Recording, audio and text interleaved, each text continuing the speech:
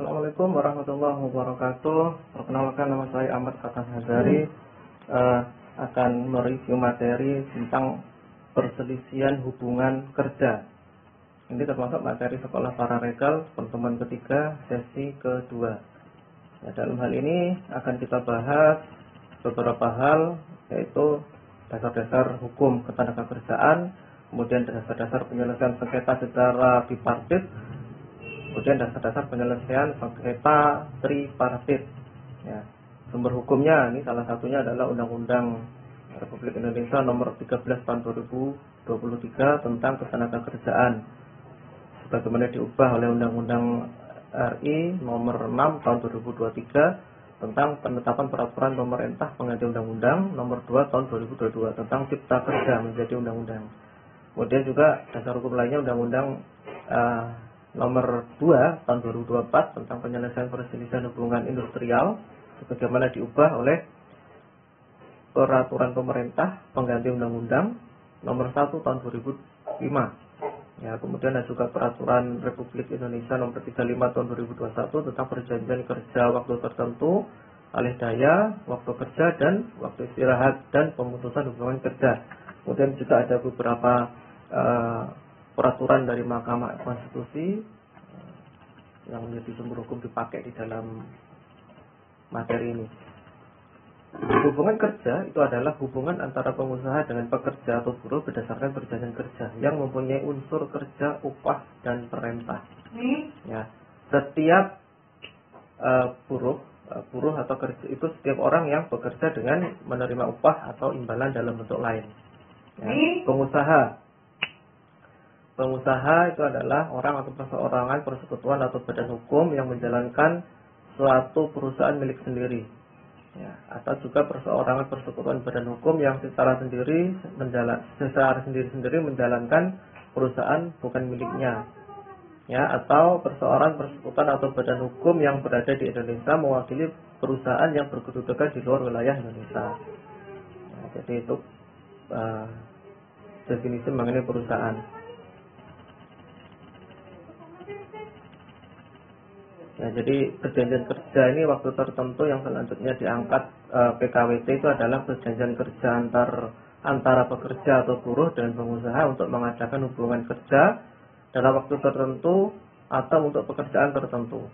Ya, perjanjian kerja waktu yang tidak tertentu yang selanjutnya disingkat dengan PKWTT itu adalah perjanjian kerja antara pekerja atau buruh dengan pengusaha untuk mengadakan hubungan kerja yang bersifat tetap. Dan peraturan perusahaan adalah peraturan yang dibuat secara tertulis oleh pengusaha yang memuat syarat-syarat kerja dan tata tertib perusahaan.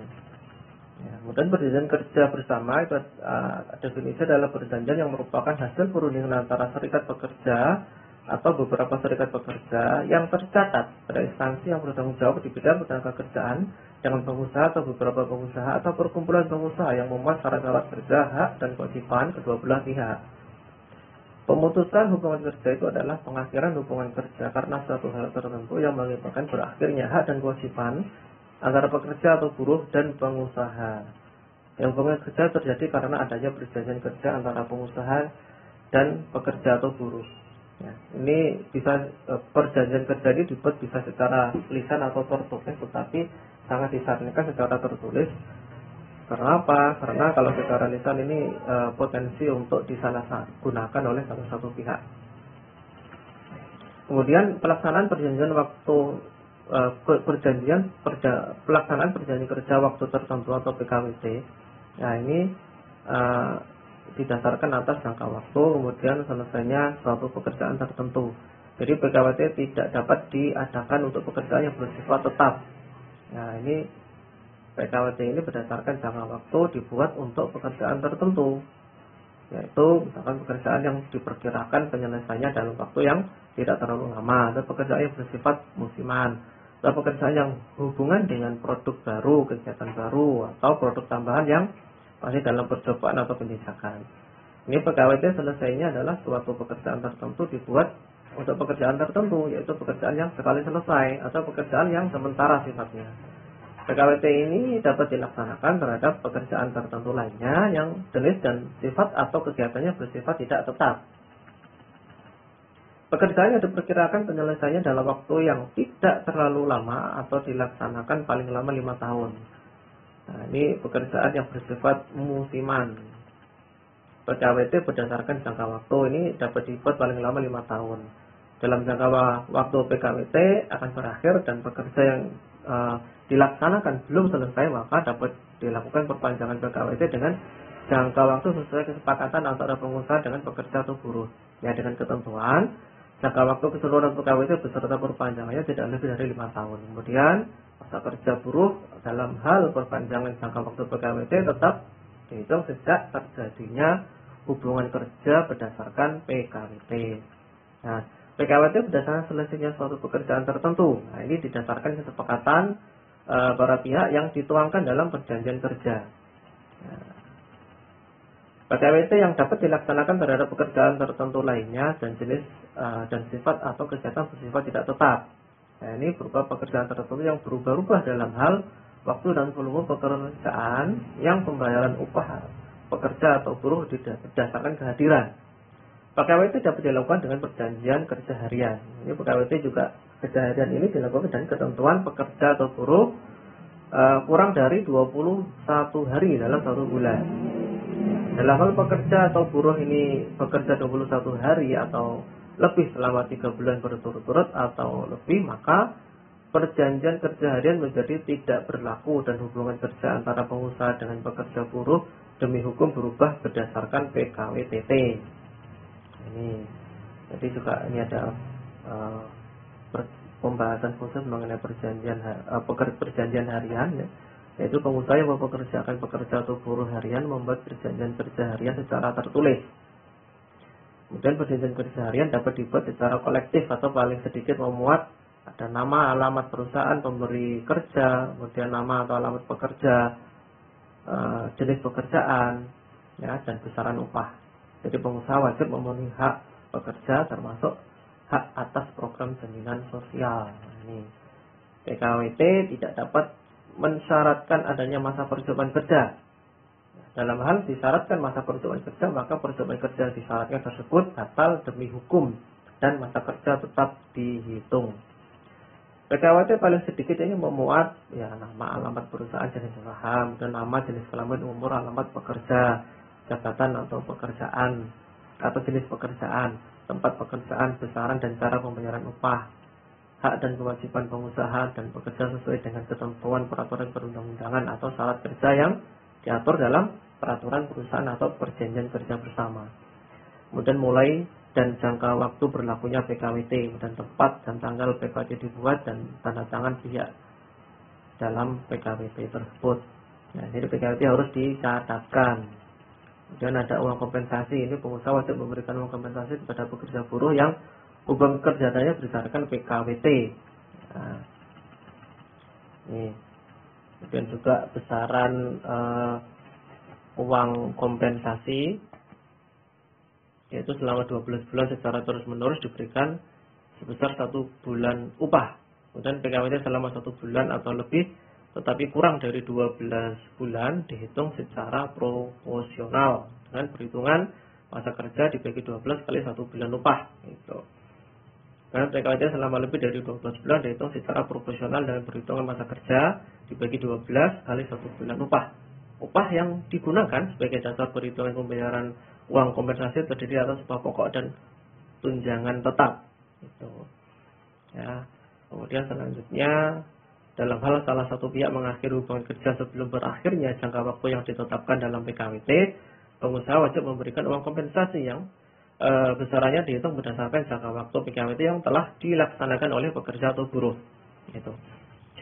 Hubungan kerja antara perusahaan alih daya dengan pekerja atau buruh yang dipekerjakan ini didasarkan pada PKWT atau PKWTT. PKWT atau PKWTT ini harus dibuat secara tertulis, ya. Kemudian pelindungan pekerja, upah, kesejahteraan, syarat kerja, perselisihan yang timbul dilaksanakan sesuai dengan ketentuan peraturan perundang-undangan dan menjadi tanggung jawab perusahaan alih daya. Dalam hal pelaksanaan alih daya memperkerjakan pekerja berdasarkan PKWT, maka perjanjian kerja tersebut harus mensyaratkan pengalihan perlindungan hak bagi pekerja atau buruh apabila terjadi pergantian perusahaan alih daya dan sepanjang objek pekerjaannya tetap ada. Persyaratan pengalihan hak dan merupakan jaminan atas kelangsungan pekerja bagi pekerja yang hubungan kerjanya dijalankan PKWT dalam perusahaan alih daya. Ya, jadi dalam hal pekerja atau buruh tidak memperoleh jaminan atas kelangsungan pekerja, perusahaan alih daya bertanggung jawab atas pemenuhan hak pekerja atau buruh. Ya.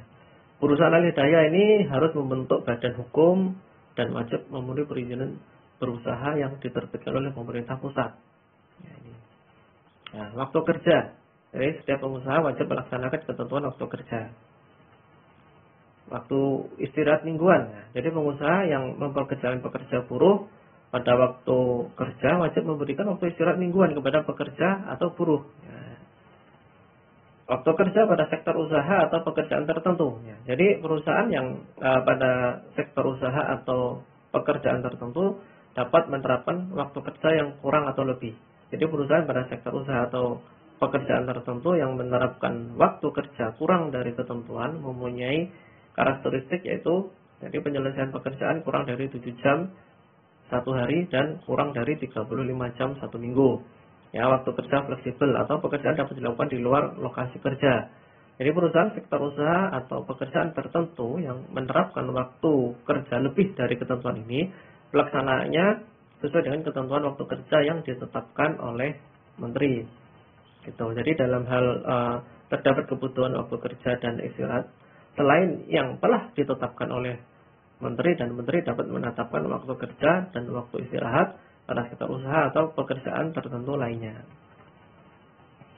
Pelaksanaan waktu kerja dan jam kerja. Jadi ini juga waktu kerja dan jam kerja bagi pekerja diperkerjakan pada sektor usaha atau pekerjaan tertentu ini menerapkan waktu kerja kurang dari ketentuan diatur dalam perjanjian kerja perusahaan, peraturan perusahaan atau perjanjian kerja bersama. Ya, pelaksanaan ya bagi pekerja berpekerjakan di sektor usaha atau pekerjaan yang menerapkan waktu kerja lebih dari ketentuan diatur dalam perjanjian kerja, peraturan perusahaan atau perjanjian kerja bersama. Waktu kerja lembur. Ya, ini waktu kerja lembur ini hanya dapat dilakukan paling lama 4 jam dalam satu hari atau 18 jam dalam satu minggu. Ketentuan waktu kerja lembur ini tidak termasuk kerja lembur yang dilakukan pada waktu istirahat atau mingguan dan atau hari libur resmi. Ya, upah kerja lembur ini juga diatur. Jadi pengusaha yang mempekerjakan pekerja atau buruh melebihi waktu kerja wajib membayar upah kerja lembur. Ya, melaksanakan waktu kerja lembur ya, untuk melaksanakan kerja lembur harus ada perintah atau dari pengusaha dan persetujuan dari pekerja atau buruh yang bersangkutan secara tertulis atau melalui media digital. Jadi harus ada persetujuan, kuncinya di situ. Perusahaan yang mempekerjakan pekerja atau buruh selama waktu kerja lembur ini punya kewajiban yaitu membayar upah kerja lembur. Kemudian memberikan kesempatan untuk istirahat secukupnya. Kemudian memberikan makanan dan minuman paling sedikit 1.400 kilokalori apabila kerja lembur dilakukan selama 4 jam atau lebih. Jadi pemberian makanan dan minuman ini tidak dapat digantikan dalam bentuk uang. Nah, perusahaan yang mempekerjakan pekerja atau buruh melebihi waktu kerja wajib membayar upah kerja lembur dengan ketentuan. Untuk jam kerja lembur ini pertama ya, untuk jam kerja lembur pertama sebesar 1,5 kali upah sejam. Dan untuk setiap jam kerja lembur berikutnya sebesar 2 kali upah sejam. Nah ini. Perusahaan yang mempekerjakan pekerja buruh wajib membayar upah lembur apabila kerja lembur dilakukan pada hari istirahat mingguan atau hari libur resmi untuk waktu kerja 6 hari kerja dan 40 jam seminggu dengan ketentuan perhitungan upah kerja lembur dilaksanakan itu sebagai berikut. Sejam pertama sampai dengan jam ke-7 dibayar 2 kali upah sejam. Jam ke-8 dibayar 3 kali upah sejam dan jam ke-9, ke-10 dan ke-11 dibayar 4 kali upah sejam. Nah, itu. Nah, perhitungan upah kerja lembur ini didasarkan pada upah bulanan ya. Cara perhitungannya sejam yaitu 1 dikali 173 kali upah sebulan. Di dalam hal komponen upah terdiri dari upah pokok, upah tunjangan tetap, maka dasar perhitungan upah kerja lembur 100% itu dari upah.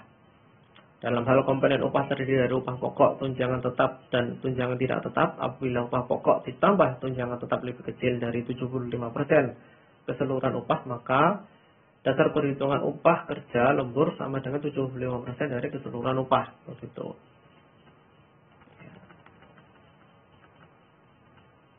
Pembayaran upah kerja lembur. Dalam hal perusahaan telah melaksanakan pembayaran upah kerja lembur dengan sebutan lain nilai perhitungan upah kerja lembur sama dengan atau lebih baik, maka perhitungan upah kerja lembur tetap berlaku. Nah, ini istirahat panjang. Jadi perusahaan tertentu dapat memberikan istirahat panjang. Perusahaan tertentu dapat merupakan perusahaan yang dapat memberikan istirahat panjang dan pelaksanaannya diatur dalam perjanjian kerja, perjanjian perusahaan atau perjanjian kerja bersama. Ya, pemutusan hubungan kerja dapat dilakukan. Pemutusan hubungan kerja dapat terjadi karena alasan yang mungkin perusahaan melakukan penggabungan, peleburan, dan pengambil alihan atau pemisahan perusahaan dan pekerja atau buruh tidak bersedia melanjutkan hubungan kerja atau pengusaha tidak bersedia menerima pekerja atau buruh. Ya, kemudian perusahaan melakukan efisiensi diikuti dengan penutupan perusahaan atau diikuti penutupan perusahaan yang disebabkan perusahaan mengalami kerugian. Yang kemudian perusahaan juga tutup yang disebabkan karena perusahaan mengalami kerugian secara terus-menerus selama 2 tahun.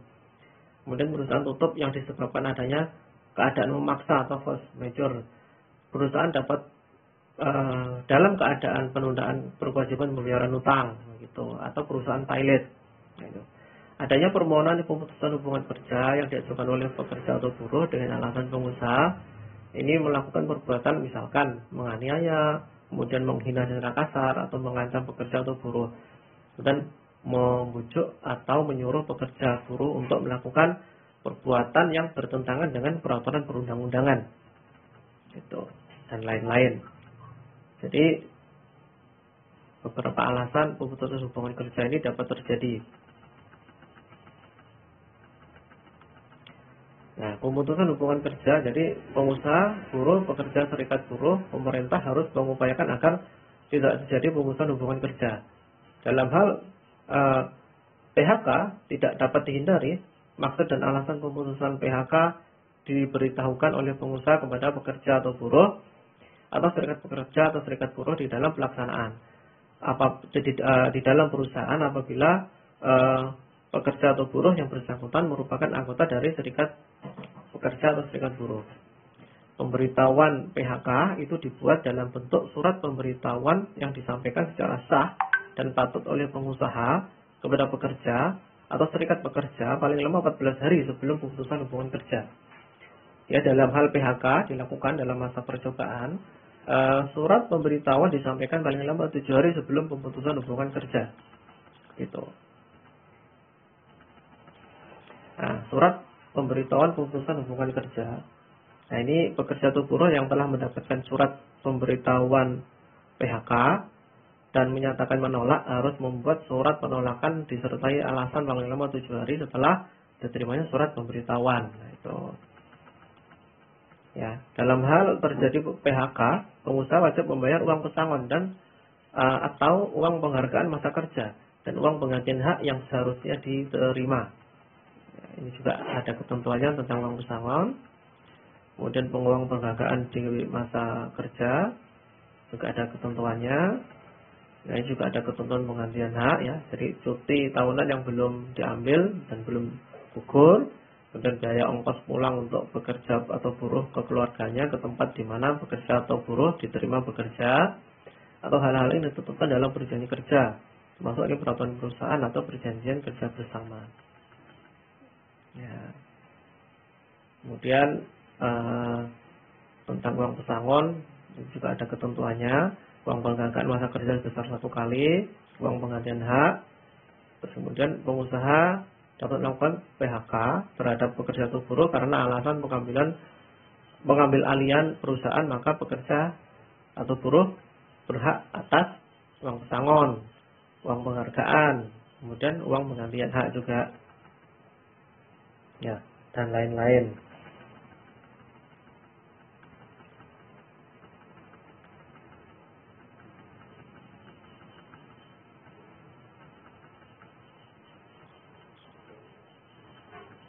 Ya, jadi karena keterbatasan waktu, jadi intinya adalah bahwa pengusaha yang melakukan PHK terhadap pekerja karena alasan tertentu, nah itu juga mempunyai ketentuan yang berbeda pula berkaitan dengan